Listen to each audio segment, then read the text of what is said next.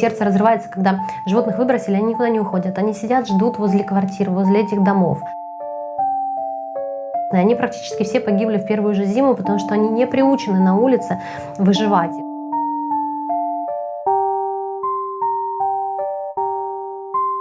Когда все это началось, у меня первая мысль – приют. У меня там было много животных, и я понимала, что я их не брошу в любом случае.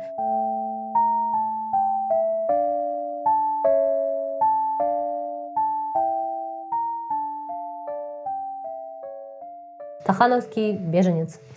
Его зовут Кот. Сначала я его называла Уголек, но после того, как он решил запрыгнуть на комфорку и загорелся, теперь я его не называю Уголек, теперь он просто Кот, чтобы не рисковать с именем. Они приехали 2 месяца назад, тогда приехали собачки и коты из Стаханова. Стаханов – это маленький шахтерский городок, в котором практически не работают шахты. Жизнь была спокойная, и я занималась волонтерством, у меня была хорошая работа, у меня был приют, в который я вкладывала все силы и душу. В общем, планы были наполеоновские, но вот в один момент все оборвалось.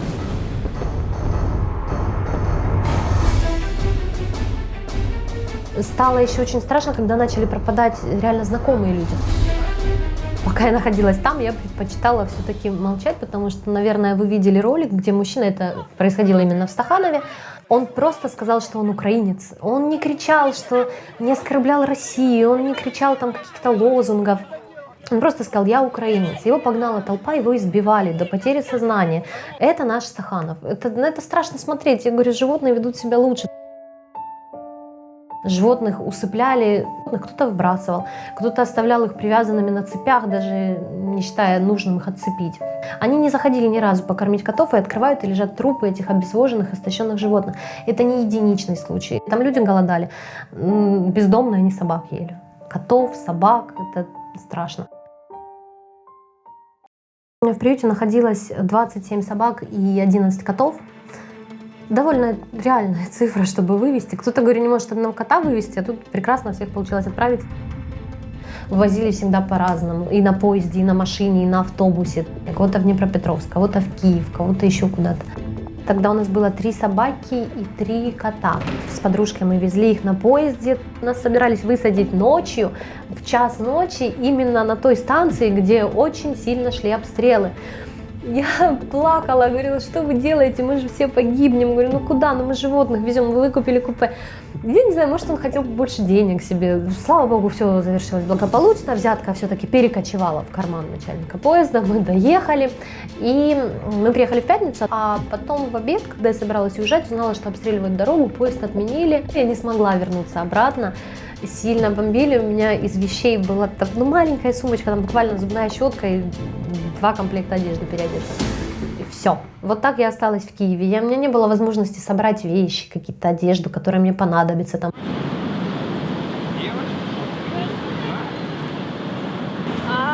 Красавица. Лежать. Нет. Лежать. Понятно? Работу я нашла за 1 день. Вечером я отправила резюме, утром мне перезвонили. Я пишу статьи для сайтов, там какие-то рекламные статьи. А моему молодому человеку Максиму, ему пришлось вообще полностью поменять сферу деятельности. У него в Брянке, это рядышком со Стахановым город, у него в Брянке была своя юридическая фирма, а здесь юристов очень много.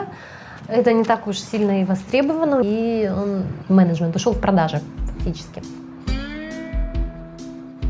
Я никогда не думала, что будет настолько тяжело найти квартиру. Казалось, у меня есть деньги, я плачу, я готова подписать договор, что возмещу весь ущерб, который нанесут животные. На самом деле нет, оказалось это самым страшным, самым сложным. Сейчас с улыбкой, тогда это был шок. Просто я посидела, у меня сердце начало болеть. Кошмар.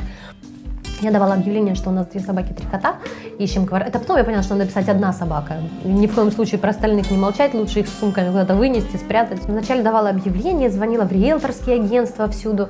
Вообще 0, никто не перезвонит. Ты уже сама звонишь риэлторам. Найдите мне хоть что-нибудь вообще, хотя бы стены, пол и крыша. И откликнулась одна семья, они нам предложили бесплатно жить у них на даче. А я всю жизнь жила в квартире. Более или менее такой нормальный уровень жизни. Тут мы приезжаем, там дача, она реально строится. Туалет на улице, душ на улице, вода из колодца. печка, которая дровами топится. И зашли, посмотрели, я говорю, спасибо. Люди вообще замечательные, мне очень понравились. Я говорю, спасибо большое, что откликнулись. Ну, нет, наверное, мы не будем там в таких условиях жить. Потом через неделю я перезвоню, говорю, возьмите нас, пожалуйста.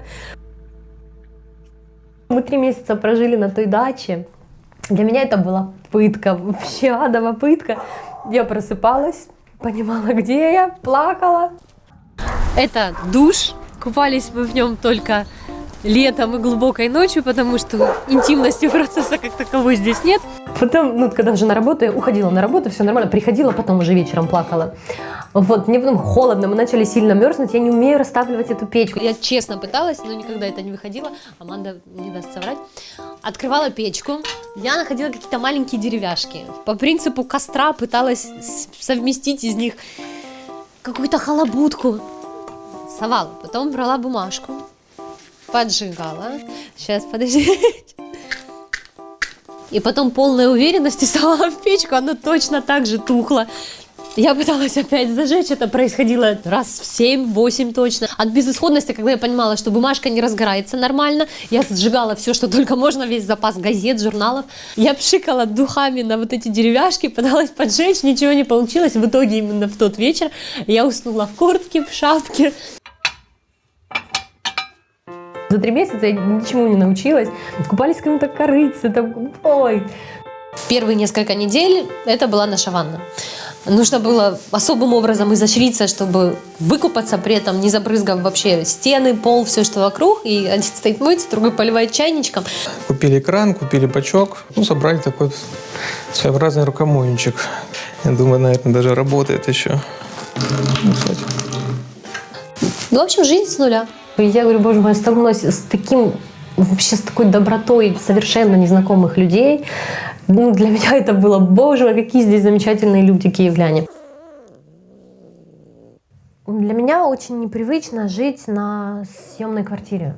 У меня довольно много животных, то есть 2 собаки, 3 кошки, и это кажется, что много, но жила я в квартире 4-комнатной, там как-то они так закономерно, равномерно распределялись, их практически не было видно, то есть когда их кормишь, они все сбегаются в одно место, их кажется много. И здесь сейчас я, конечно, понимаю, что у меня много животных, и ходим друг у друга по головам, но как есть. Все животные, в принципе, ладят. Все счастливы, сыты и довольны. Вот. Самое прикольное, что у меня аллергия на кошачью шерсть. Если она мне попадает, ну именно если я не кусай меня. Они, бывает, подойдут, а меня тиранутся, у меня разгуба такая, лицо чешется, чихаю. И у меня недавно появилось хобби, делаю бантики для собачек, которые выставляю на продажу, у меня какая-то копеечка, я знаю, что это все это на животных, это вот у меня фонд собак и кошек. Я очень люблю учиться, у меня 3 высших образования. Мне посчастливилось заканчивать свое обучение в Крыму именно когда вот этот вот процесс отжатия Крыма был очень в активной фазе. И я потом 2-й раз приезжала, сдавала задолженности, вообще в попыхах все это было. Приехала, там холодрыга, я ходила мокрая, холодная, голодная, злая. Там еще свет вырубили в этом Крыму, интернет пропал. И я забегаю в пивную, смотрю, у вас есть Wi-Fi? Не, да, там люди сидят, бухают. Я села, сижу, печатаю диплом этот, отправила, господи. Ну, слава богу, я уже отмучилась, защитилась, диплом, конечно, не получила. А это картина одного из величайших художников современности. Я принимала участие в программе «Одиссея Донбасс», и там вынужденные переселенцы рисовали, каким они помнят свой город, то есть какие-то самые дорогие места, и вот это вот самая дорогая мне часть. Я хотела написать, что это Катенька 4 годика, судя по рисунку, это было бы более логично, но мне сказали писать правду. Приют сейчас, он все еще работает, девочки, спасибо им, они ходят совершенно бесплатно.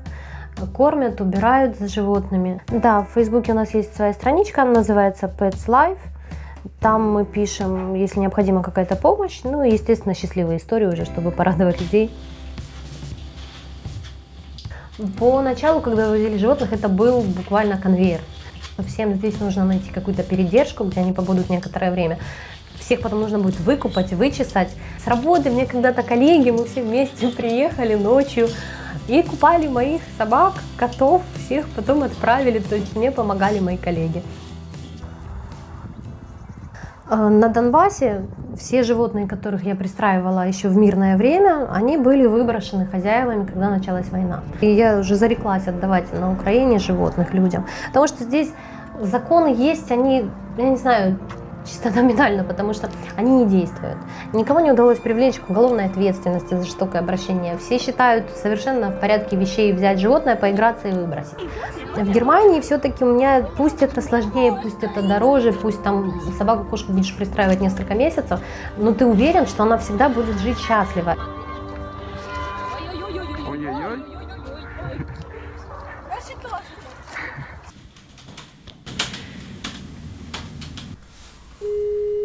Hello. Hello. Hi. Hi, how are you? Oh, fine. And you? I'm fine too. How is Oscar? He's a lovely boy. Can you show us? Yes, I see his head. You can see him? Yes, he's so beautiful. Какой большой. Блин. За 2014-2015 год, я считала, удалось вывести около 110 животных.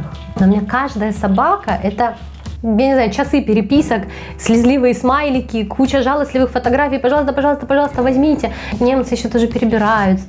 Процесс отправки животных, он занимает около 5 месяцев. Это сначала прививка, спустя месяц уже должны выработаться антитела на бешенство. Бывают случаи, что они не вырабатываются, это тогда деньги на ветер, анализы дорогие. Мое волонтерство – это довольно убыточное мероприятие, когда все семейные, свободные, а порой и не свободные, очень нужные деньги уходят на отправку животных. Здравствуйте. Мы к вам на осмотр.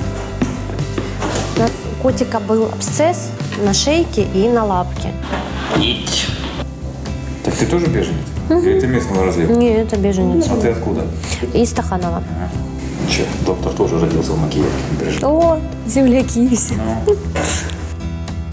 Я не могу себе купить что-то, знаете, какие-то мелочи такие, приятные, дорогостоящие вещи, которые очень хочется купить, себя побаловать. У меня, вот я уже собрала деньги, думаю, пойду там куплю какую-то безделушку, а потом мне присылают вот эти фотографии, я понимаю, это безделушка, это ведь жизнь, и вот у него будет там так хорошо, и мне опять пришлют фотографии, и я опять кого-то спасу, и, конечно же, деньги уходят все на отправку. Максим когда-то собирался, перед Новым годом тоже отправляли животных, и мне там не хватало денег, вместо подарка говорю, пожалуйста, пожалуйста.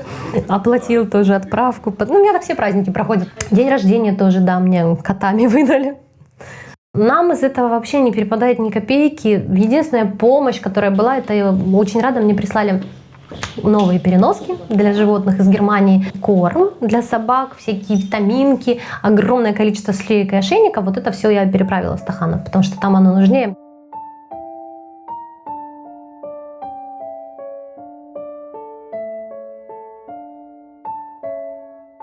У меня погибли и знакомые, и друзья.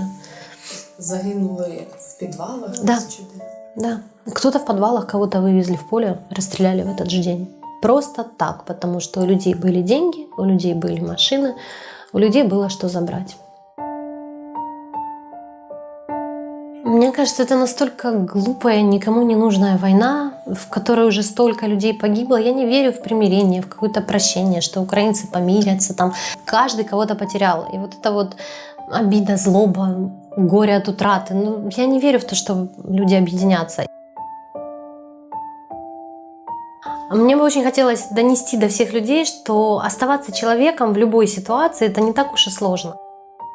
И нужно думать не только о своей жизни, о какой-то своей выгоде. Нужно оглянуться и увидеть, что вокруг есть многие, кому нужна ваша помощь, и вы в силах эту помощь дать.